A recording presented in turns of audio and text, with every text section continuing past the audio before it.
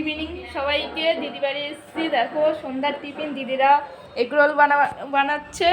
দুই দিদি, দেখতেই পাচ্ছ তোমরা, দেখতে থাকো।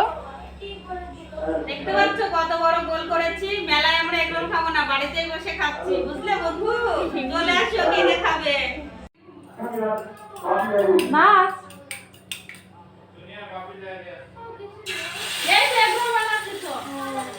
আর কি খাবি? হ্যাঁ, মাছ কাটে তাই।